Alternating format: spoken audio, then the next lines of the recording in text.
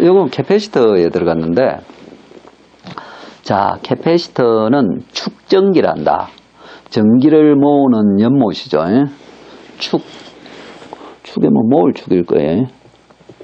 모을 축이다.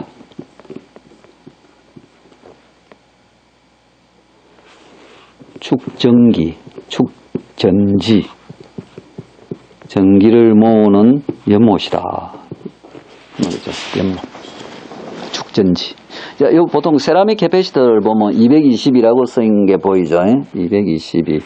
요거는 22 곱하기 10의 2성 피코파라드란 말이에요. 그럼 2.2 나노파라드인가 봐. 그래서 K가 오차인데 오차가 플러스 마이너스 10%래.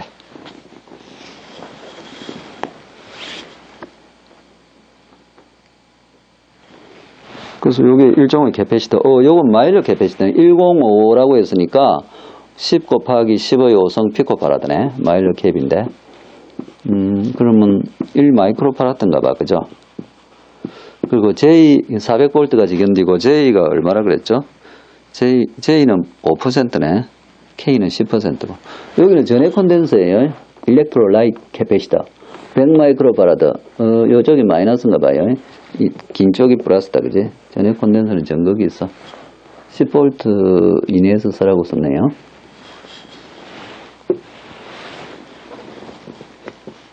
자, 캐패시터는 아까 얘기한 대로 에너지를 전기장 형태, 일렉트릭 필드 형태로 저장을 하죠. 그러니까 캐패시터는 일렉트릭 에너지를 저장을 한다. 그래서 얘는 캐패시터가 저장한 에너지는 캐패시터 전압이 V라 하면은 캐패시턴스 값이 C면 CV 제곱이죠.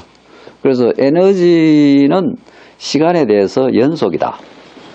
그러니까 에너지는 시간에 대해서 연속이다. 에너지가 갑자기 변할 수 없죠. 시간에 대해 연속. 시간에 대해 연속이다. 그래서 캐패시터 전압도 시간에 대해 연속이에요. 왜냐면 에너지가 연속이므로. 캐패시터 전압도 시간에 대해 연속이다. 그래서 캐패시턴스는 전압이 변하는 걸 싫어하죠. 캐패시터 전압은 시간에 대해서 연속이다. 자, 캐패시턴스에 관계되는 그 법칙이 가우스 러죠. 그래서 가우스가 독일의 수학자인데, 가우스 법칙이 뭐냐면은 어떤 전하를 둘러싸는 어떤 폐공면이 있으면은 3차원이에요. 그 일렉트릭 필드를 적분하면은 전하가 된다. 그리고 어떤 폐공면에서 입시롱 E를 이 면적분을 하면은 그 안에 들어있는 전하가 된다. 가우스 법칙이죠. 그러니까 전하가 존재하면은 일렉트릭 필드를 만들어낸다는 거죠. 전하가 아까 전자가 모여 있는 게 전하라 그랬죠. 그래서 전하가 존재하면은 전개가 생긴다.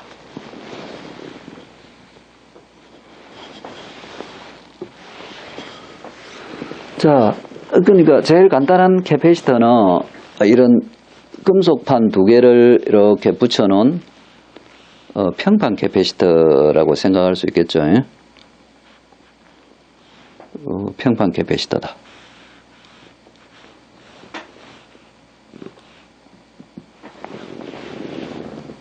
그래서 요 캐패시턴스에 대해서 우리가 가우스 법칙을 적용해 보면은, 그러니까 이 캐패시턴스를 구할 수 있죠.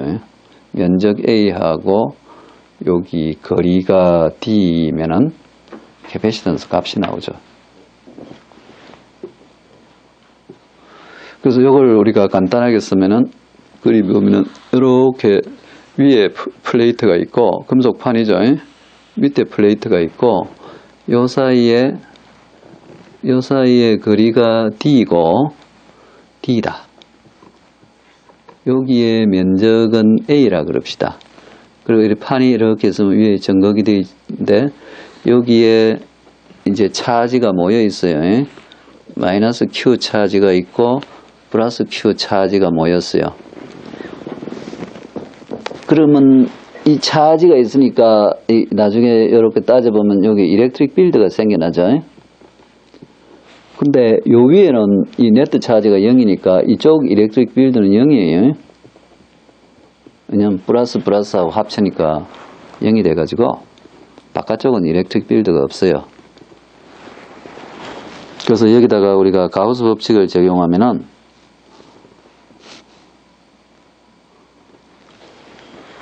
자, 요런 어떤 면에 대해서 가우스 법칙을 적용해 봐요. 그래서 일렉트릭 필드는 항상 이쪽 방향이니까 이쪽 면에 대한 면적분은 제로가 되고 일렉트릭 필드의 면적분은 항상 이쪽도 0이죠. 왜냐하면 E가 0이니까 이쪽 면적분도 0이 되죠. 그래서 아까 가우스 법칙을 우리가 적용하면은 요게 요 표시한 게 폐곡면이라 생각해 봐요. 그러면 인테그랄 입시롱 E ds는 Q다. 면적분이죠. 그러면 다 0이 되고 요 아래 면적분만 살아남는데 그 면적분이 뭐냐면 입시롱 E 곱하기 A죠. 그러면 그게 Q가 된다는 거죠. 그래서 우리가 일렉트릭 필드를 구할 수가 있는데 일렉트릭 필드는 입시롱 A분의 Q가 된다는 거죠. 자, 여기 내 일렉트릭 필드. 그러면 전압은 나중에 우리가 따져보면은 일렉트릭 필드 곱하기 이게 전압이 되므로 QD 나누기 입시롱 A가 되죠. 그래서 우리가 캐패시턴스는 정의하기를 by definition 전압 V로 모을 수 있는 차지 양이 캐패시턴스다. 그죠? 그럼 Q를 V로 나눠버리면 캐패시턴스는 입시롱 A 나누기 D가 되죠. 그래서 캐패시턴스는 면적에 비례하고 거리에 반비례한다. 평방 캐패시턴. 이 공기면은 입시롱 제로는 이렇게 되죠.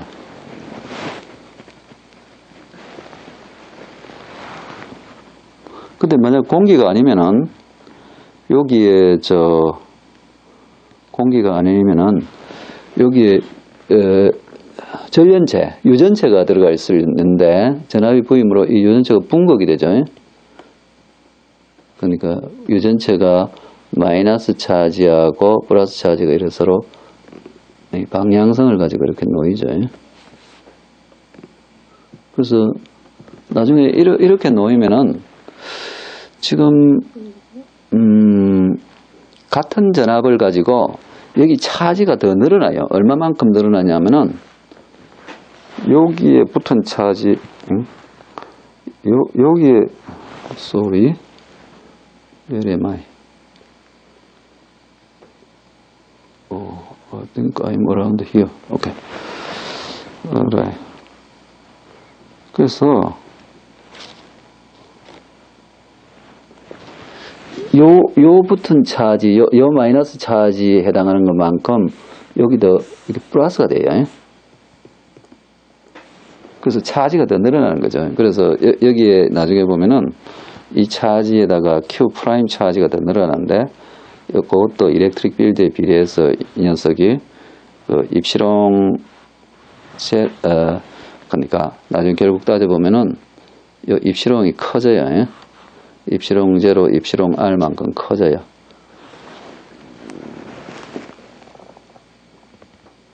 그래서 그건 나중에 요 차지가 더 플러스가 되는 것은 따져보면 알 수가 있어요. 그래서 어떤 전련체, 다이일렉트릭 물질을 넣으면은 캐패시턴스 값이 증가하죠. 이 다이일렉트릭 컨스턴트가 증가함으로써요.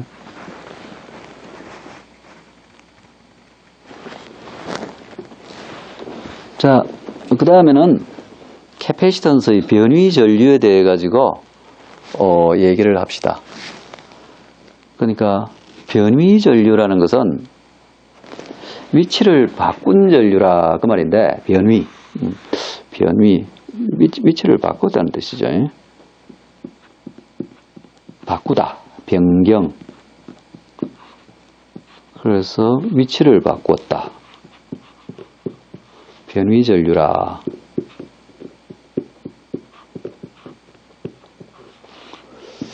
그래서 변위 전류가 뭔가 하면은, 우리가 평판 캐패시터를 이렇게 그렸지만,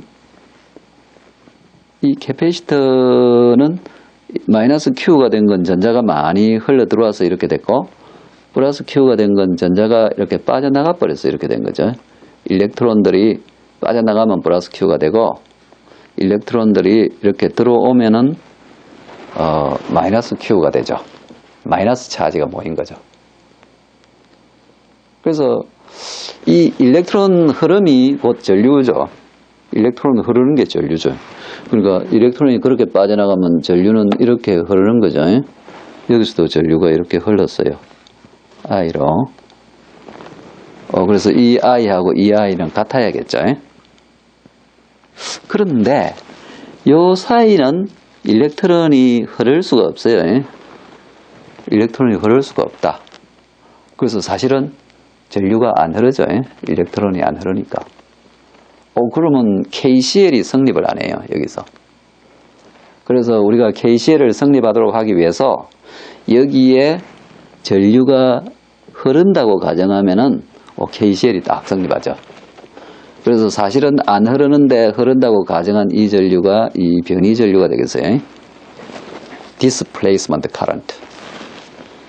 여기도 보면 dis, 위치가 좀 잘못 표시된 전류라는 거죠. 여기 흐른 전류가 위치를 좀 바꿔서 여기 흐른다고 가정을 한 거죠. 그래서 저 변위 전류는 그냥 시간이 돼서 이거죠.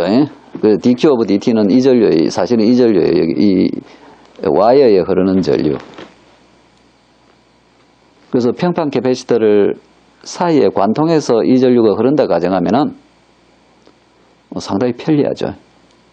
그래서 KCL이 성립하니까 우리가 개념적으로 이 전류가 그냥 같이 흐른다. 플러스 I가 들어가면 여기서 마이너스 I가 빠져나가는데 두 개의 차지가 같기 때문에 그래요. 캐패시터 양단에도 흐른다. 그럼 아까 Q는 우리가 C 곱하기 V라 그랬죠. 리니어 캐패시터에서. 이게 캐패시턴스의 정의고, C가 일정하면은 이 I는 콘스턴트 C 곱하기 이 양단 전압의 미분이 되겠죠. 양단 전압이다. 그래서 이 I는 C 곱하기 전압의 시간 미분. 이 I는 정확하게 맞는데 여기에 이런 없는 전류를 가정한 이 전류가 디스플레이스먼트 카런트인데 그것도 이렇게 같다고 가정을 하는 거죠.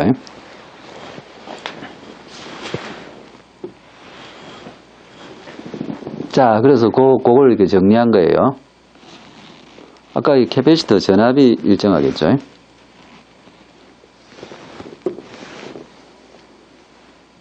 캐패시터 임피던스. 임피던스는 뭐냐면은 어떤 전압 나누기 전류, 요 비율을 임피던스라 그러죠. 그래서 캐패시터 임피던스는 얼마일까?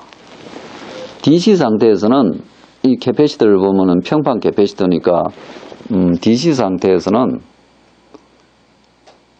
전류가 안 흘러요. 따라서 아주 DC 신호에 대해서는 전류가 제로다. 따라서 임피던스는 무한대다. 오픈 서큐트이다. 그렇게 되죠. 이게 DC 상태의 캐패시터 임피던스는 무한대. 빼버려도 된다. DC 상태에서. 근데 이게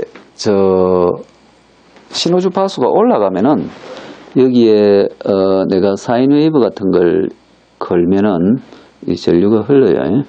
그래서 이 전화번호를 예를 들어서 내가 1V 곱하기 사인 2파이 곱하기 10의 뭐 1MHz를 흘렸다 쳐요. 1MHz 사인 웨이브를 이렇게 인가를 했다. 그러면 여기에 이제 이 전압이 이게 바로 전압인데 이 전압이 여기 막바로 걸리겠죠. 다른 그게 없으니까. 그러면 이 전압이 걸린다는 것은 전압이 걸렸다는 것은 여기 C도 있는데 이 차지가 얼마가 되냐면은 여러분들 보면 차지는 C 곱하기 V잖아요. 그래서 차지가 시간에 대해서 변해요. 따져보면은 C는 지금 뭐 값이 얼마 있고 1V 곱하기 사인 2파이 곱하기 1MHz가 되죠. 이렇게 되죠. 그래서 차지가 시간에 대해서 변한다.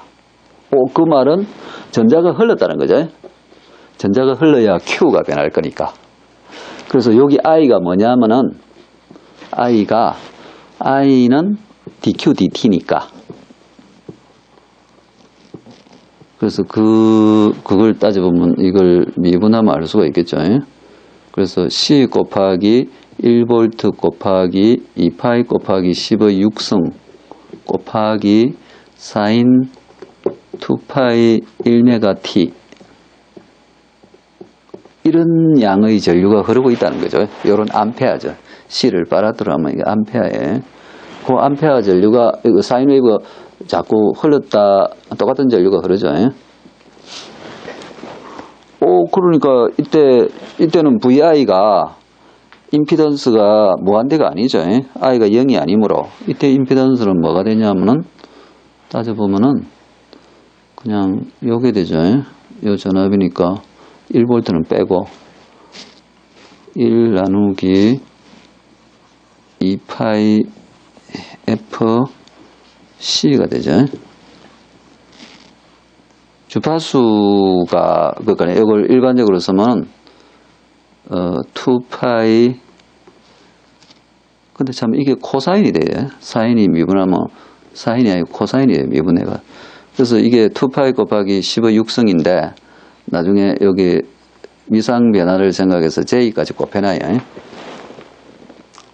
J 2파이 F 분의 1.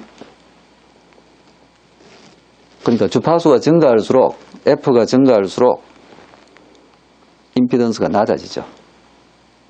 그래서 아주 빠른 신호에 대해서는 캐패시터가 거의 숏서커스처럼 동작해요. 아주 빠른 신호에 대해서는. 그러니까 이 전압을 내가 시간에 대해서 급하게 팍 올려버리면 요런 데 대해서는 캐패시터가 숏서킷이에요. 임피던스가 0처럼 동작해요. 0. 근데 DC에서는 캐패시턴스 오픈이다.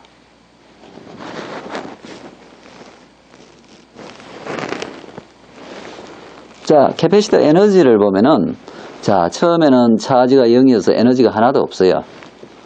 그래서 이제 전류가 좀 흘러서 차지가 좀 쌓이면은 그러면 이 전압이 생겨나고 일렉트릭 필드도 생겨나죠.